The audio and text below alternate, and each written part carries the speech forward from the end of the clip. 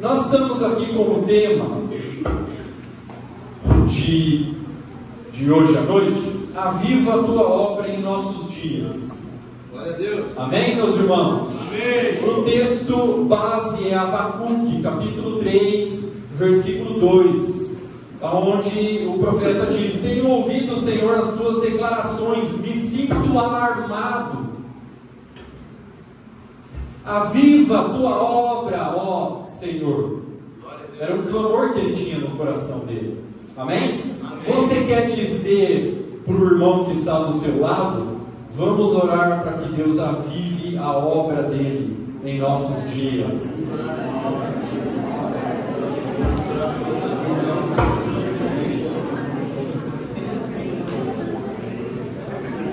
Amém, meus irmãos? Amém. Essa deve ser a nossa oração, o clamor do nosso coração. Deus, aviva a tua obra em nossos dias, torne-a conhecida. Mas, meus irmãos, aqui, esse texto, essa palavra deixa uma pergunta no ar: como Deus vai fazer isso?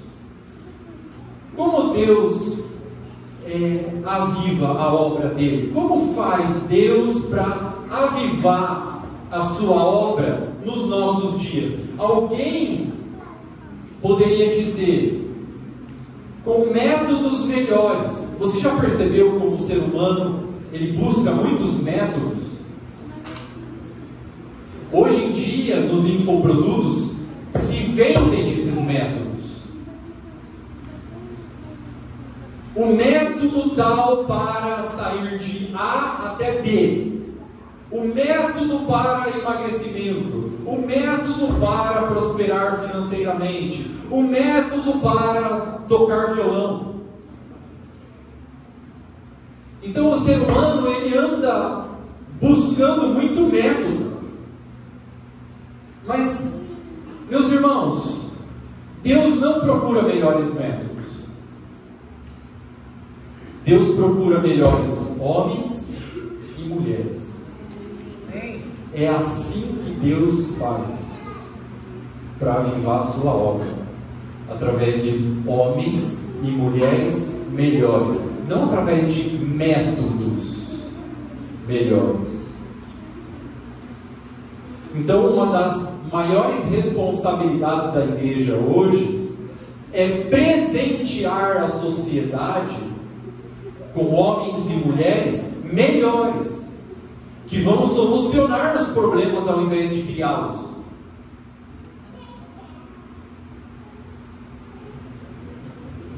Como deve ser, como é, quais são as características destes homens e mulheres que Deus quer usar e presentear e devolver para a sociedade para resolver os problemas ao invés de criar mais? Primeira característica deste homem e dessa mulher que Deus quer usar para presentear a sociedade: homens e mulheres que experimentaram o novo nascimento. Esse é o primeiro ponto. Homens e mulheres que experimentaram o novo nascimento. Meu irmão, se o homem não nascer de novo, ele não tem jeito. Ele pode passar por terapia e ser melhorado, mas transformação é só o novo nascimento. Nada contra a terapia, mas cada um no seu lugar. Não tem problema nenhum fazer terapia e me melhorar, mas transformação, irmão, é só o novo nascimento. Olha só, sou eu que estou fazendo isso? Não, é o poder de Deus. Agora descobri também. Olha só, gente, Colossenses capítulo 1, versículo 13. Quem pode ler em voz alta para a gente esse texto? Colossenses capítulo 1, versículo 13.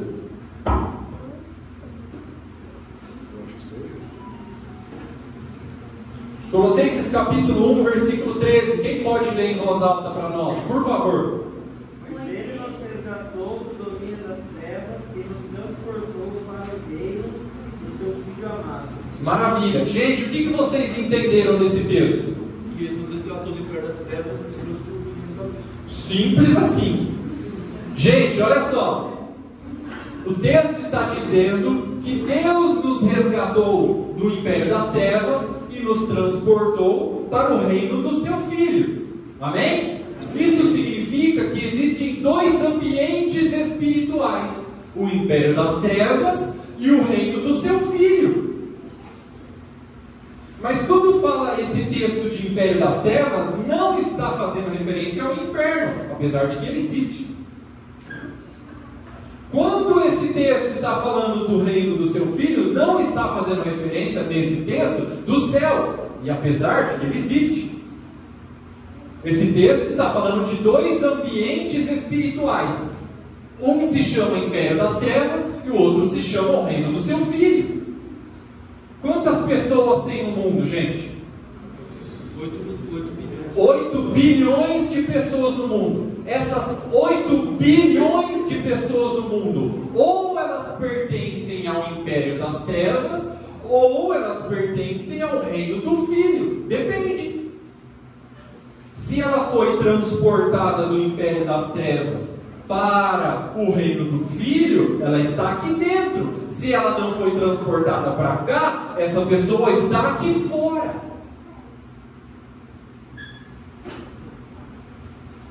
Isso é um ambiente espiritual que os seres humanos pertencem.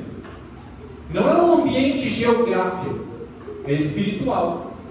Por isso, morando debaixo do mesmo teto, dentro da mesma casa, o marido pode estar aqui fora e a mulher estar aqui dentro. Ou vice-versa.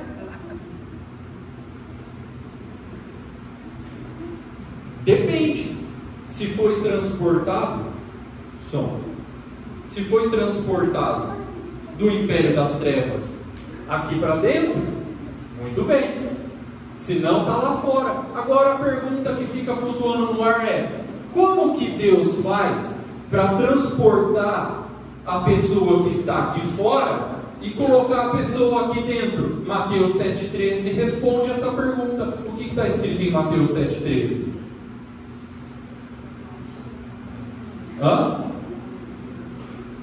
O que está escrito em Mateus capítulo 7, versículo 13? Existe uma porta.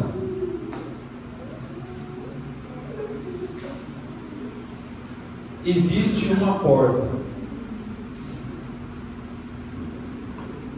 Gente, o que é essa porta? Essa porta é um ponto de transição de um lugar para outro lugar. Por exemplo, para eu entrar aqui dentro desse salão, eu tive que passar por uma porta. Se eu quiser ir no banheiro, eu preciso passar por uma porta. Se eu quiser sair do império das trevas e entrar dentro do reino do Filho, eu preciso passar por uma porta. Porque a porta é um ponto de transição de um lugar para outro lugar.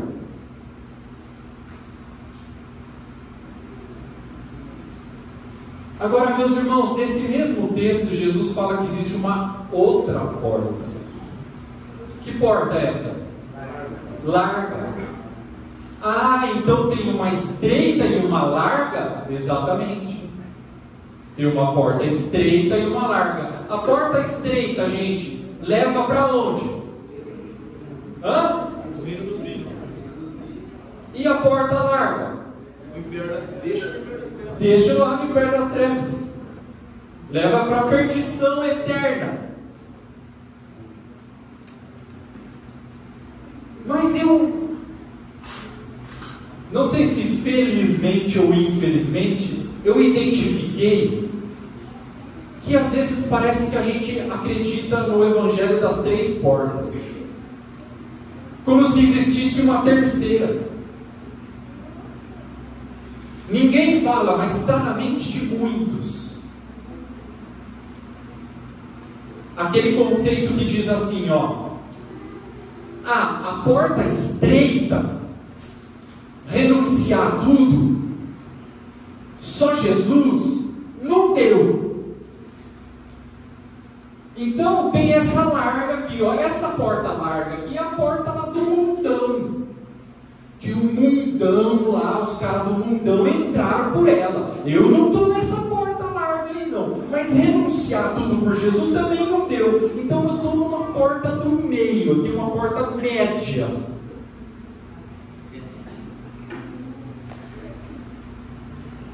Eu não estou lá no mundão lá com aquela turma lá, mas só Jesus também não deu. Então eu fiz uma porta equilibrada aqui, ó.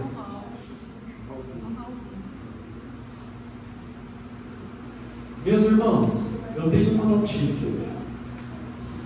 Essa porta do meio não existe. Se você não passou pela porta estreita, você está na outra.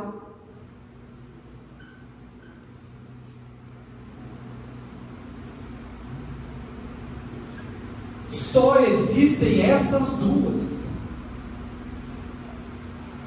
Por alguma delas você passou. Por qual?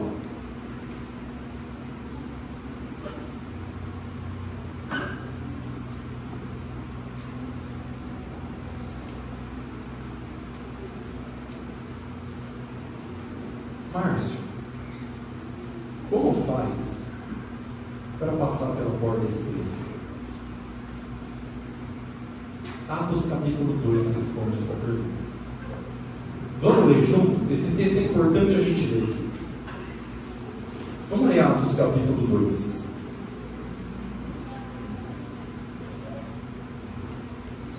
Atos capítulo 2, versículo 1. O que aconteceu aí?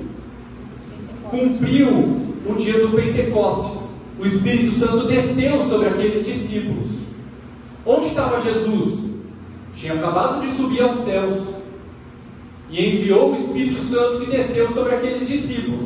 Aqueles discípulos começaram a falar em línguas, e essa bagunça santa toda chamou a atenção das pessoas que estavam na cidade e começou a falar para eles assim, ó, vocês estão embriagados. Olha só o versículo 13. Outros, porém, zombando, diziam, estão embriagados, vocês estão de fogo, por isso que vocês não estão falando coisa com coisa aí. Aí no versículo 14, olha só o que diz. Então se levantou Pedro com os 11, erguendo a voz, advertiu-os nesses termos: varões judeus e todos os habitantes de Jerusalém, tomai conhecimento disso e atentai nas minhas palavras. O Pedro chamou a atenção da turma e falou assim, gente, eu vou explicar o que está acontecendo. Presta atenção aqui. E ele começou a explicar. A explicação dele vai até o versículo 36. No versículo, eu vou pular para a gente ganhar tempo aqui, tá? Depois você lê na sua casa. No versículo 37, aquelas pessoas que ouviram a explicação de Pedro, eles tiveram uma reação. Qual foi a reação deles? Acompanha na leitura aí comigo. Versículo 37, Atos capítulo 2, versículo 37. Ouvindo eles essas coisas, eles quem, gente? A multidão. Que estava ouvindo o quê? Pedro. Ouvindo eles essas coisas, compungiu-se-lhes o coração. Epa, peraí, o que é compungiu? Que treco que é esse? O que significa coração compungido, gente? Aflito, contrito, quebrantado. Porque aquelas palavras de Pedro foi como uma espada que feriu, mexeu com os caras. E eles ficaram com o coração compungido e perguntaram a Pedro e aos demais apóstolos: que faremos, irmãos? E aí Pedro responde no versículo 38, acompanha a leitura aí comigo. Olha o que Pedro responde para eles. Respondeu-lhes Pedro: aceitem a Jesus como único, suficiente Salvador, sereis salvos. Amém? Por que amém? Hã? O que está escrito aí? Ah, que diferente.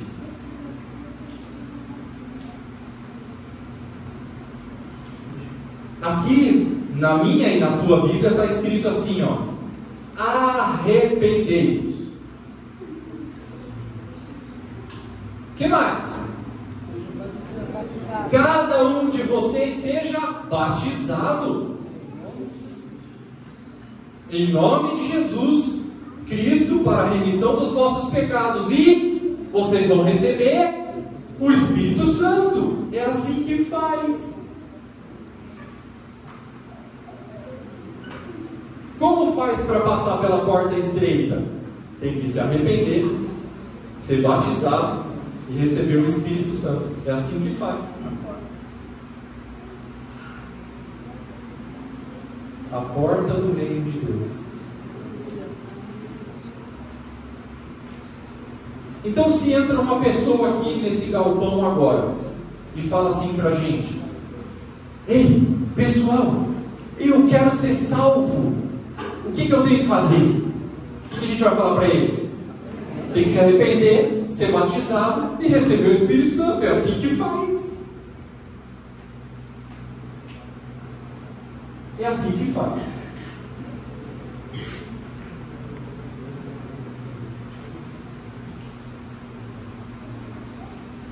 Tem que se arrepender antes de ser batizado? Está escrito aí que sim. Arrependei-vos e cada um de vós seja batizado. Ah, então eu não sou batizado para tocar no louvor. Eu sou batizado porque eu estou arrependido.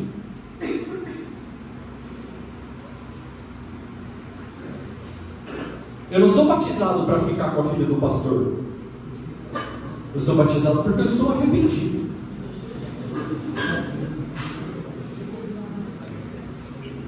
Por que vocês estão olhando para o João? Você batizou só para casar comigo. Para filha do pastor. É verdade. Você também. Aí, arrependido, eu vou por batismo. Aí eu experimento as realidades espirituais que o batismo tem. Ah, então o batismo não é um ritual, um símbolo? Não, senhor. O batismo é uma realidade espiritual, irmão. Acontecem pelo menos 5 realidades espirituais do batismo. Eu escrevi tudo isso no primeiro capítulo do meu livro. Está tudo aqui. Com todos os versículos. Você não precisa nem abrir a Bíblia para ler. Está tudo aqui. Primeiro capítulo do meu livro. A igreja e sua natureza original. O primeiro capítulo é porta, caminho e alvo.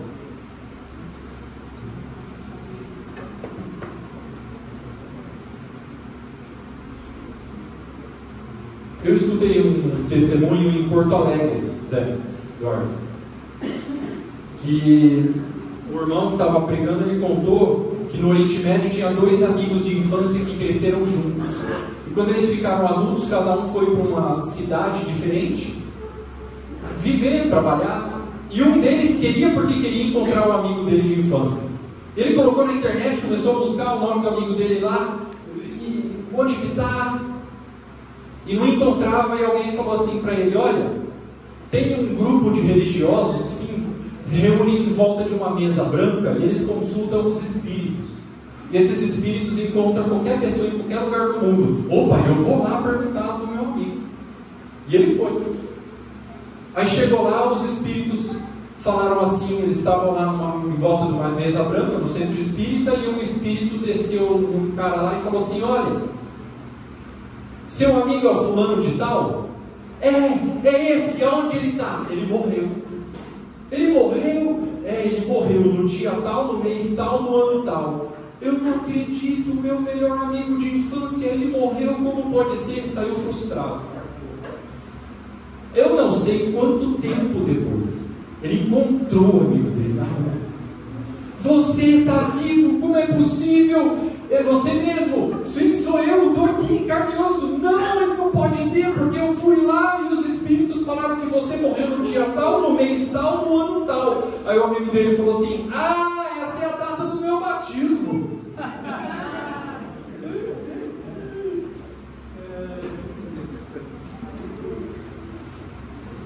Entendeu? Pegou?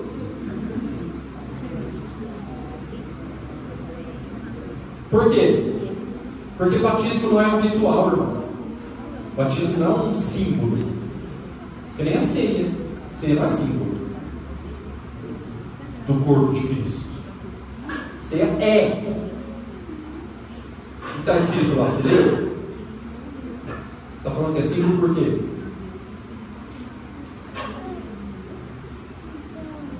O batismo é uma realidade espiritual. Tem valor no mundo espiritual.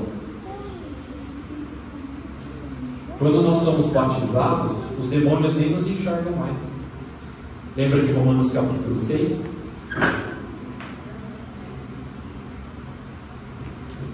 Foi crucificado com ele o nosso velho homem no batismo.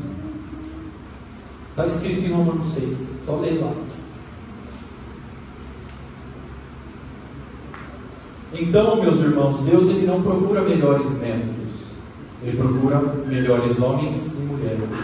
Mas a característica número 1 desses homens e mulheres são homens e mulheres que foram regenerados pelo novo nascimento, que é poderoso para crucificar o velho homem escravo do pecado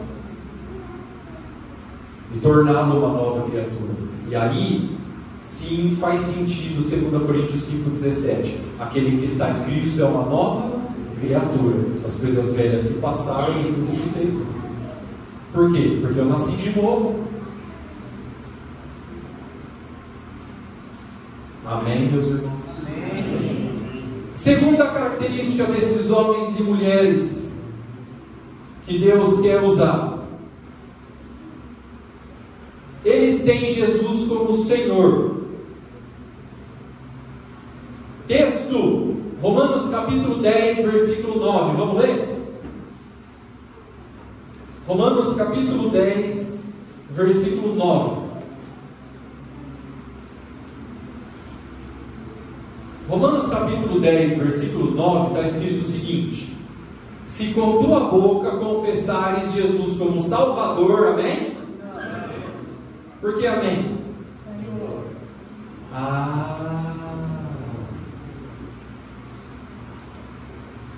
Aí não está escrito Salvador, não?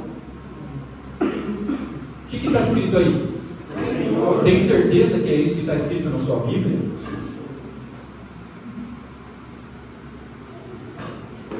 Se com tua boca confessares Jesus como Senhor e crer que Ele ressuscitou dentre os mortos, será salvo. Romanos capítulo 14, versículo 9 diz assim, foi precisamente para isso que Jesus morreu e ressurgiu. 2 pontos: para ser Senhor. Irmão, Jesus não morreu e ressuscitou para ser o nosso Salvador. Sabe por que Ele morreu e ressuscitou? Para ser o nosso Senhor. Está escrito Romanos 14, 9. Leia a Bíblia. Filipenses capítulo 2, versículo 11 diz o seguinte: toda língua confesse que Jesus Cristo é Senhor, para a glória de Deus Pai. 2 Coríntios capítulo 4, versículo 5 diz o seguinte: nós não pregamos a nós mesmos, mas nós pregamos Jesus como Senhor, e nós somos vossos servos. Epa, Márcio, para tudo.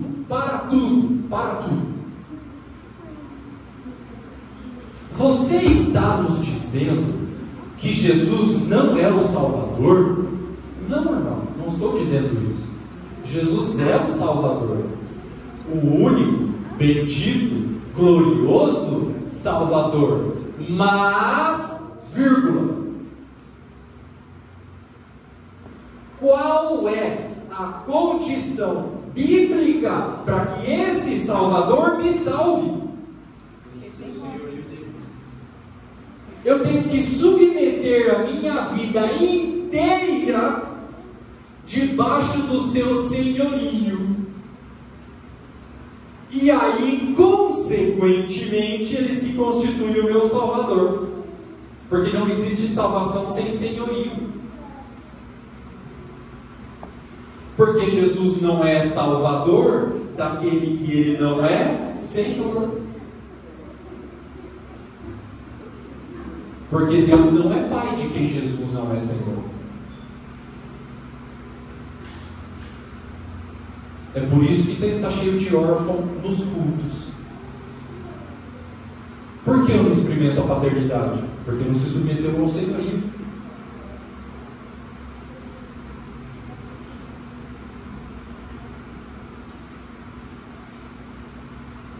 E é interessante esse texto, né, de Romanos 10, 9. Porque ele fala assim: se com a tua boca confessares. Aí a gente já quer fazer uma fórmula que coloca um bilhete de garantia de entrada no céu no nosso bolso. Não existe bilhete de garantia, irmão. Ao invés de Salvador, agora nós vamos falar que ele é Senhor.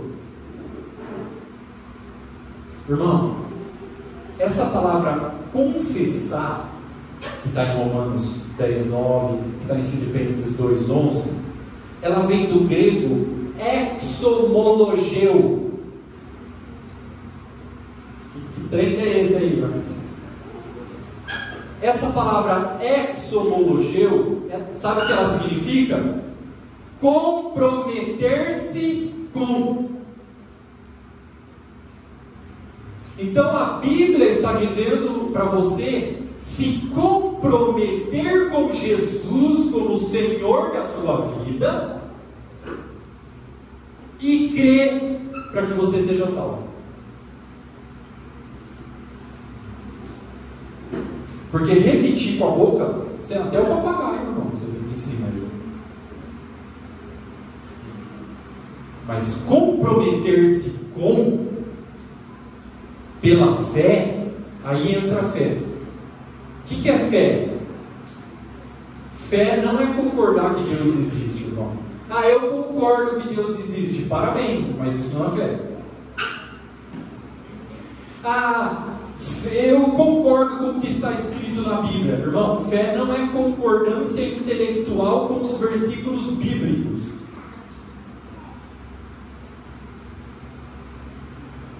O que é fé? Fé é algo que te compromete com a pessoa em quem você crê. Então, se você me diz que você crê em Jesus, você está me dizendo que você está comprometido com Ele. Se você diz para mim que você crê em Jesus, você está me dizendo que você está comprometido em não falar palavrão. Se você me diz que você crê em Jesus, você está me dizendo que você tem um compromisso de não mentir, custe o que custar. Se você diz para mim que você tem fé em Jesus, você está me dizendo que você está comprometido em perdoar as pessoas que te ofendem. Se você me diz para mim que você tem fé em Jesus, então você está me dizendo que você tem um compromisso de viver em santidade. Porque fé é compromisso, irmão. Não é concordância intelectual com os versículos bíblicos. Não é concordar que Deus existe. Esse tipo de fé até os demônios têm e tremem. Lembra de Tiago?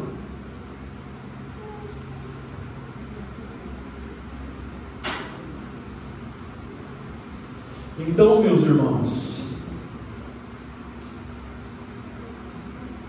homens e mulheres que submetem a sua vida a Jesus como Senhor.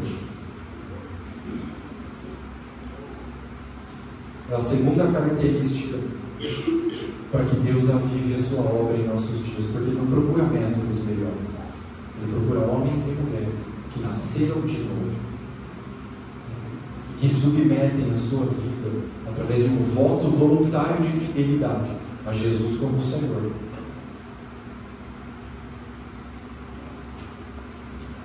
Amém, meus irmãos? É isso que acaba com aquela vida dupla. O senhorio de Cristo vem para acabar com a vida dupla. Qual é a vida dupla? A vida dupla é aquele que é assim: no domingo ele é o melhor crente, na segunda ele é o pior mundano. No domingo ele canta louvor, na segunda ele fala palavrão. No domingo ele ora, na segunda ele mente. Dá uma esfregadinha com o pecado e depois dá uma esfregadinha com Deus. Sabe por que essa vida dupla?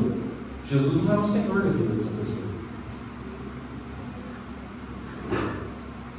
E ele está iludido que tem um bilhete de garantia de entrada no céu no bolso dele. Não tem, irmão, não existe bilhete de garantia.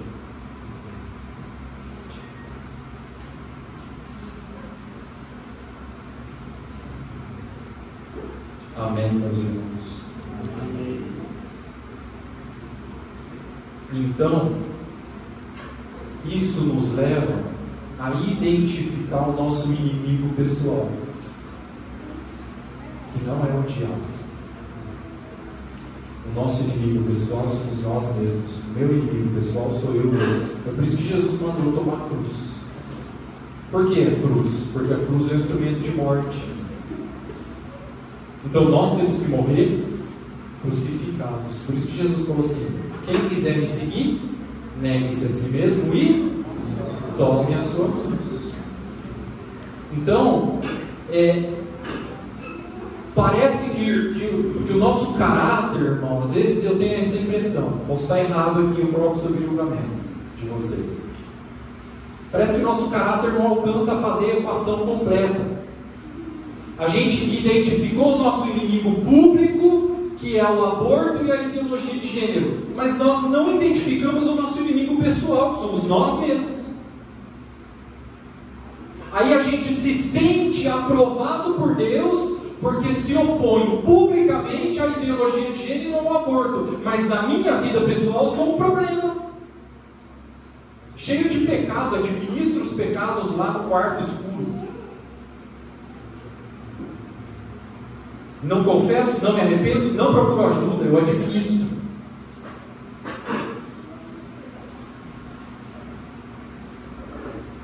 Entende, irmão? Nós precisamos fazer a equação completa. Essa equação tem a variável lá que identifica o nosso inimigo público e comum, ideologia de gênero, aborto. Maravilha, bênção, identificamos o nosso inimigo público. Mas, irmão, nós precisamos identificar também o nosso inimigo pessoal. O meu inimigo pessoal sou eu mesmo. O seu inimigo pessoal é você mesmo. Por isso que Jesus falou para tomar a cruz.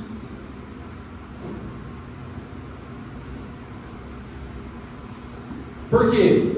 Porque a ideologia de gênero e o aborto não determina se eu sou um bom filho, um bom marido, um bom discípulo, um bom homem, um bom trabalhador. Não determina. O que determina se eu sou um bom discípulo, um bom marido, um bom trabalhador, um bom homem, é a minha responsabilidade pessoal. Então o diabo e seus demônios existem, mas ninguém é vítima deles inocentemente. Cada um é responsável por suas atitudes diante de Deus.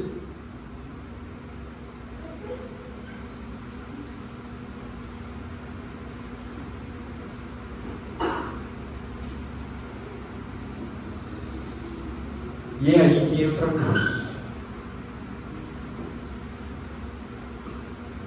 Amém, meus irmãos. Terceira e última característica do homem e da mulher que Deus vai usar para avivar os nossos dias. Ele está bem vinculado no corpo de Cristo e é discipulado. Meu Deus, que frase grande. Coloca discipulado aí, irmão, tá bom já.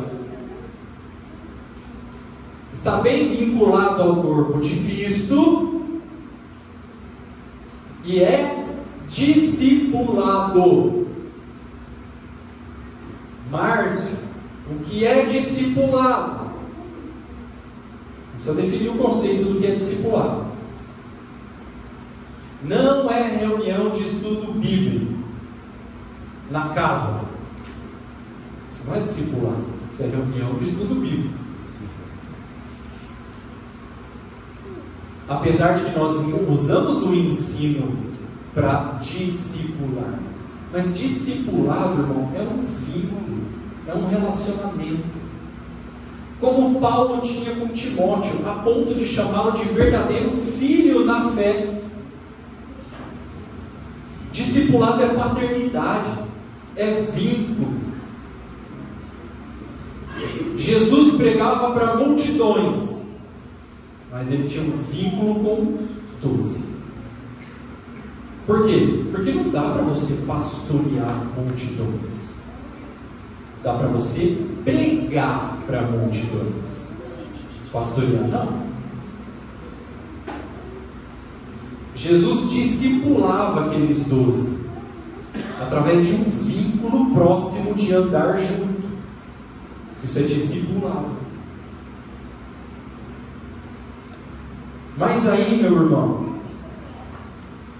nesse vínculo de discipulado, por exemplo, esse meu professor de história, que me evangelizou, me batizou e está discipulando a minha vida, ele está pastoreando a minha vida, ele é o meu discipulador, é o meu pai na fé. Nós andamos juntos faz 19 anos.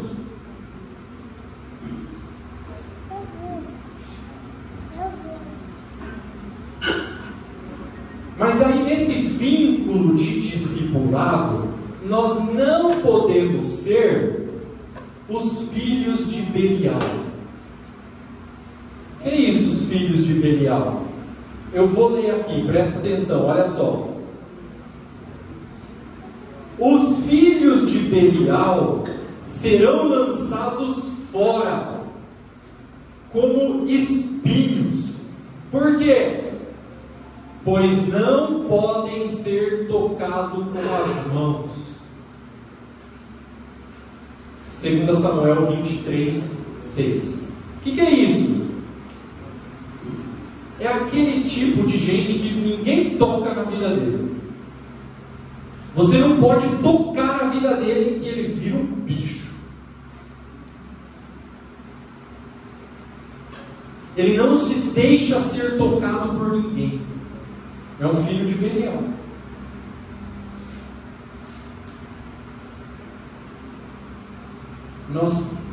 Nós temos que ser pessoas tocáveis.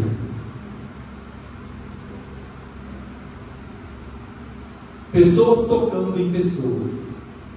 Isso é discipulado. Precisamos deixar os irmãos tocar na nossa vida. Olha, isso que você fez não está legal. Olha, isso daqui precisa melhorar. Olha, você fez aquilo, mas a Bíblia diz assim.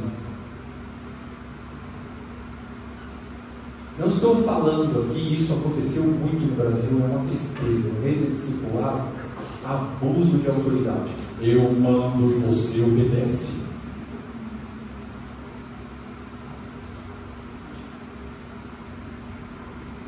Não. Aquele que está revestido de autoridade precisa exercer com equilíbrio. A submissão não é de um escravo, é de um filho. As pessoas têm sentimentos, não são robôs.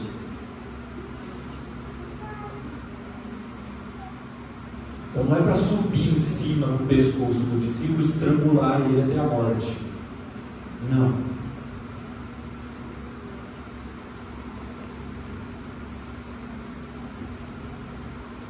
Inclusive, é um outro capítulo do meu livro, Princípio de Autoridade e Submissão. Porque tem um princípio para os liderados, mas tem princípio para os líderes também. Eles têm que exercer essa autoridade religiosa. Então, nesse discipulado, vidas tocando em vidas, pessoas tocando em pessoas, nós precisamos ser tocáveis. Se sabe o que vai acontecer? A gente vai se tornar semelhante a Satanás. Por que semelhante a Satanás? Você lembra de Jó capítulo 1? Lembra que os filhos de Deus se apresentaram diante de Deus? Quem veio junto? Satanás. Lembra aqui que Deus perguntou para Satanás: de onde você vem? Qual foi a resposta?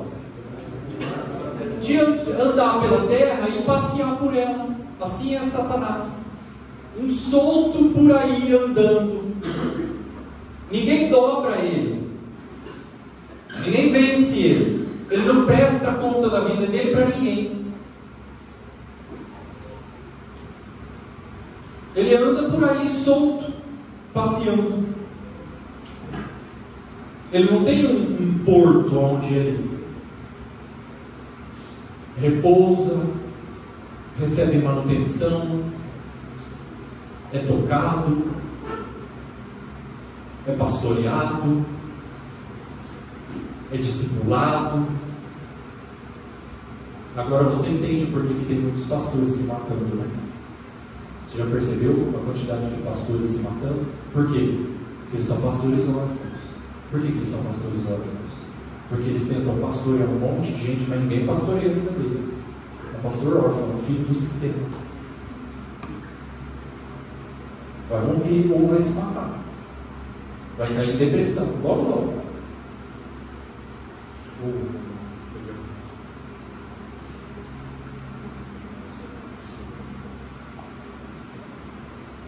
Então nós precisamos, meus irmãos, ser discipulados.